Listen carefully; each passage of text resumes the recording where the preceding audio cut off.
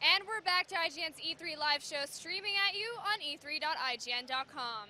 In our next game, the adventures of Alex Mercer continue, but it may be a little different than you expected. Damon is now on hand to see Prototype 2. Thanks, Naomi. Prototype 2 is being designed as a game to play when you've had a really bad day. And here to tell us about it is Matt Armstrong, design director on Prototype 2. Matt, thanks for joining us today. Good to be here. So let's get the footage going, and you can tell us what you're up to with Prototype 2. Sure. So I think most obvious new thing in the game is that we have a brand new protagonist this time around in the form of Sergeant James Heller. And he's somebody who was effectively a victim of Alex Mercer in the first game. He's somebody who's watched his home city of New York be absolutely ravaged and decimated by the virus, and he's also lost his wife and child to it. So he's now got a bit of a burning determination to take Alex Mercer down. And what we're seeing here is some footage from our vertical slice, which will show off some brand new powers and abilities. The first thing that we're going to see here is something that we call the biobomb, which allows Heller, who's currently in disguise as a Blackwatch soldier, to turn somebody into a living, walking, viral time bomb. So what we're going to do here is sneak up behind the guy with the red marker on his head, and then we'll grab him, poke him in the back of the neck, and then see what happens next. I like this bit a lot. This is really good.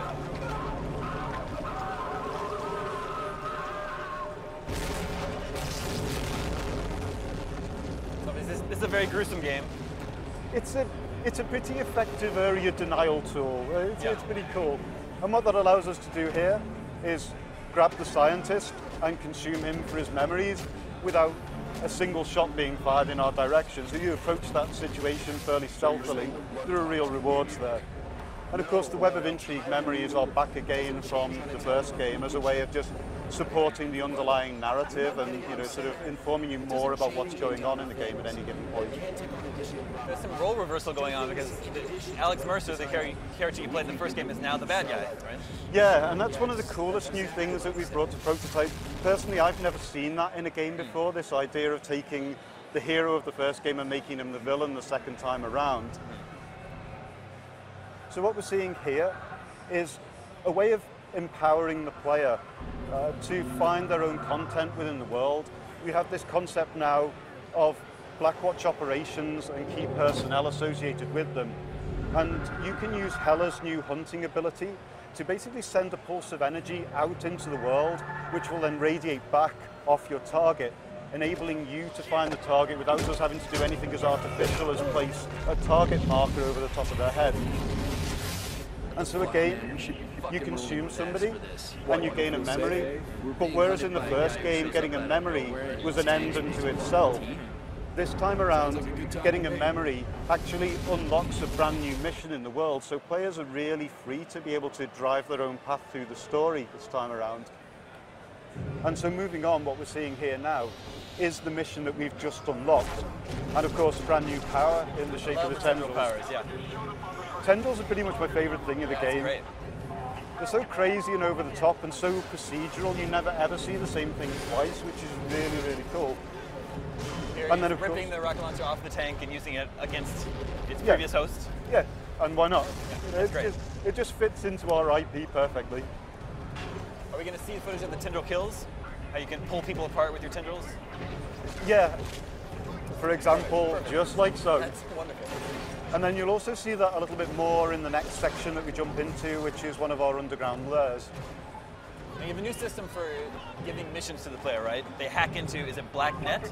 Yes, BlackNet. Okay. And BlackNet is kind of the secure encrypted communications network that Blackwatch use to communicate with their troops out in the field.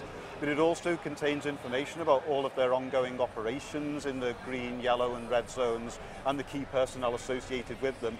And it's by hacking into that that you end up sort of identifying the targets that you're going to hunt down in the open world. And what we just saw very briefly there was also the fact that by completing that mission and shutting down that operation, the player gained a mutation, which is very much like a perk.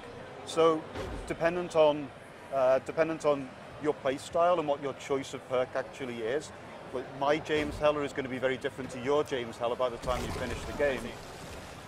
Looks like there have been many graphical improvements made to the game.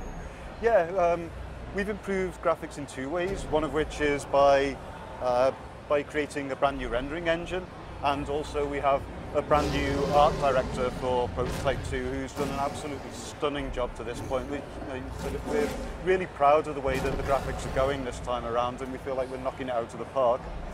Here he's going into a lair? Yeah, this is an underground lair. It's basically an infected breeding chamber, and from a player's standpoint, it's also kind of an underground treasure chest.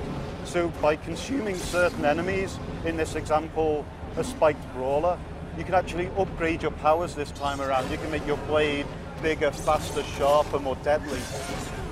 And you'll also see here that players are much more in control of the combat this time around.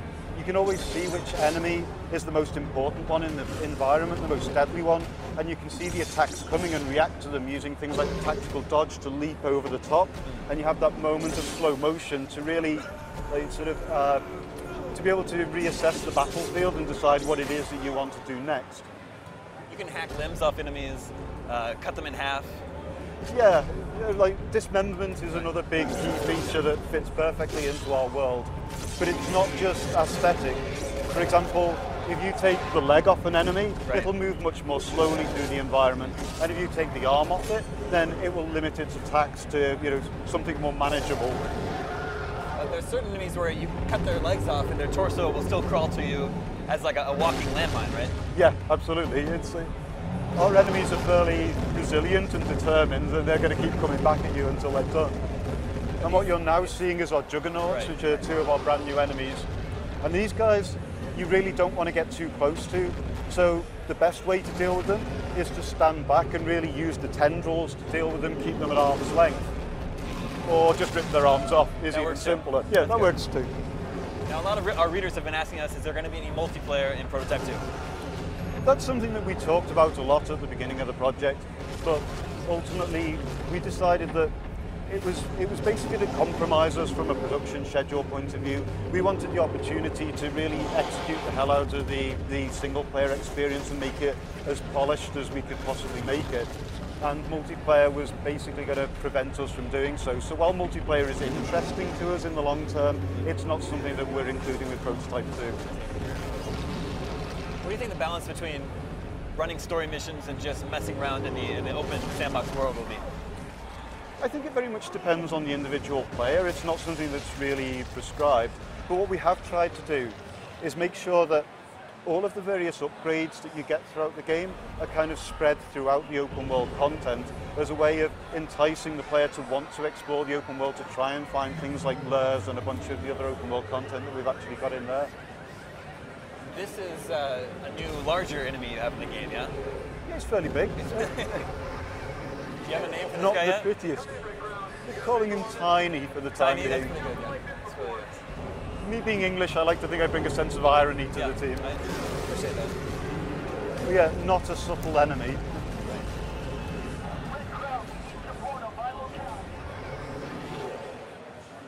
So yeah, that's kind of a sneak peek of where we're at with Prototype 2 at the moment. So that's planned for next year? That's planned for next year, yeah, we'll be out sometime in 2012. Excellent. Well, Matt, thanks for coming on to the show today. No problem at all, it's been great. Prototype 2, new hero, new powers, new enemies. You'll get to play it all next year. Back to you, Naomi. All right, thanks a bunch, guys. And for our viewers out there, how did that game look to you? Let us know by following at IGN on Twitter and using the hashtag E3. Now, it's been a great day, but we've saved something big for the end. Stay tuned for BioShock Infinite.